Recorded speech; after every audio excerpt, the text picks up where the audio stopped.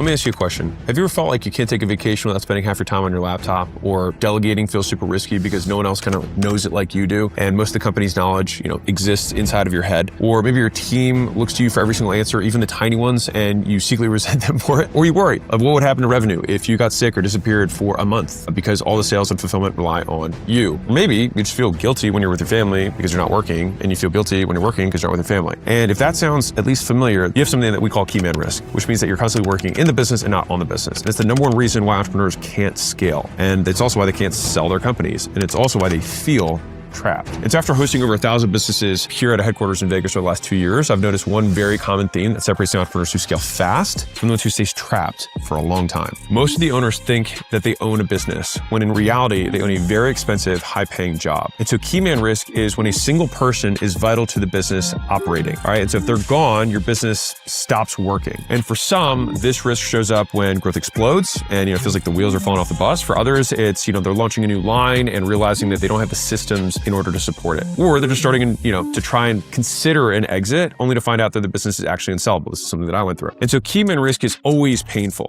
But when you're doubling revenue or adding a new product line or preparing for a sale, it can destroy everything that you've built. And that's when founders realize that they can't keep being the bottleneck. And so just look at it like this. Your business is like a bridge, right? You can have 1,000 people on one side and 1,000 people on the other side of the bridge. But if you are the bridge, the second you leave, everyone falls in the water and dies, right? Not great. And so how do you know if you actually have key man risk? So I know this because when I'm trying to sell my company, Gym Launch, I was the key man. And so for any potential acquirer, like a private equity firm or institutional buyer, having one person, especially the owner who's going to leave, is a massive red flag. And so they're thinking like, we're buying this business, but removing the one person that makes this thing work?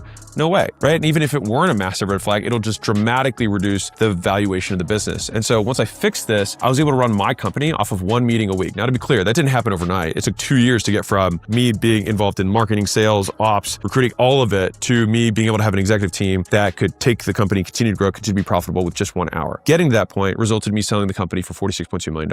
And so today, I own a portfolio of companies that last year did over $250 million in aggregate revenue. And we implement these same systems across software, local businesses, e-commerce, consumer services, professional services, home services, medical services, probably a business like yours. And so fundamentally, if you sell online via checkout, online over the phone, in person with a salesperson, self-checkout, those are the only 4 ways you can sell stuff. If you sell in any of those 4 ways, we have worked with a business like yours many, many, many times. And so key man risk presents itself in 4 main areas. So number one, marketing. So you're the only one who knows how to get leads, or there's one person in the business who only knows how to get leads. And if that person left, the business is screwed. The second is sales, which is that you're the only person who can close leads. And you may be this person that only you trust with customers, or that customers only trust you. It doesn't really matter. But at the end of the day, there's only one person who can close. The third is product or delivery, right? You might be the one person who can figure out these complex things. You're some super genius at whatever, thing that you sell is, but that still makes you the bottleneck to everything the business delivers. And then finally is fourth, which is the operations, right? You're the only person who can hold everything together. You're the glue. You're the one that everyone respects, and that if you were gone, no one would kind of keep the trains running on time. It would leave a huge vacuum. So here's the wild part.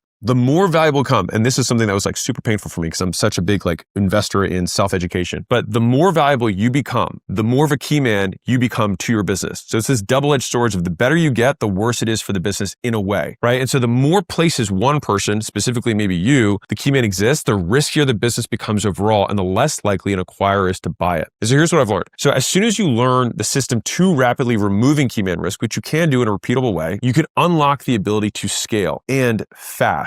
And so I think about it like this: assembling companies and assembling people and then transferring skills around whatever area has a bottleneck where too few people know how to do the thing. And so whether you want to sell your business or not, making a business that's sellable makes it better for everyone. So business owners that want to scale and potentially just have the option for an exit all have one thing in common: they are the bridge. And then they ask a similarly worded question: how do I stop being the bridge?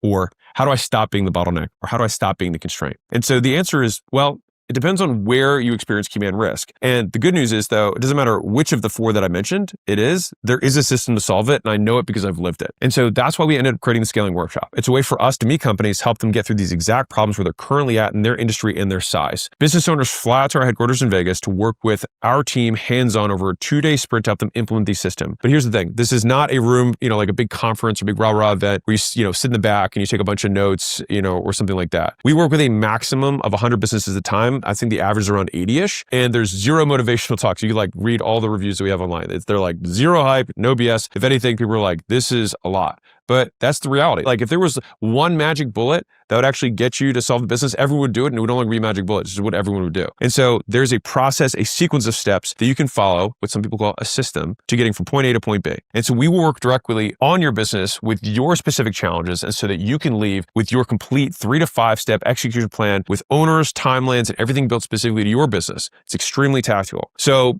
imagine this. Instead of being the bridge that everything depends on, your business runs on systems, right? And you can step away for a week or a month and the revenue continues to flow. And you have a team that makes decisions without you, clients that get served the same quality, and growth is predictable. This is the end goal here. So you're no longer trapped in a high-paying job. You actually own a true business that works for you, not because of you. Now, I can't promise that the rainbows are going to come and unicorns are going to, carry you off into the distance, because the work's on you, right? But we can show you how we do it and how we've done it with our portfolio companies across all these different industries, across all these different sizes. And so every day that you remain the key man, you are not building the business, you're building a very comfortable prison, which sucks, right? I get it because I've done it for a very long time. And hey, to be clear, if you want to just continue to work that way, it's totally cool. Like I'm king of do whatever you want, right? But as long as you understand that's what you're getting into. The thing is, the people who come out to Vegas to one of our workshops tend to be the ones who want to turn those kind of high paying jobs into assets. They want to create something. They want to build something that's separate from themselves, something that is sellable if they so chose to. The reality of this is that there's never going to be a perfect time. In fact, these problems typically compound, they get worse. That's usually when they're not addressed quickly, and you might be feeling that right now. And so when you book a call, you can reserve a priority ticket, even if you need a little time to pick the exact date. It's one of the number one reasons people are like, I'm not sure if I should book call now. Book call now. Let's get a fit. We'll see, make sure that it works both ways. And then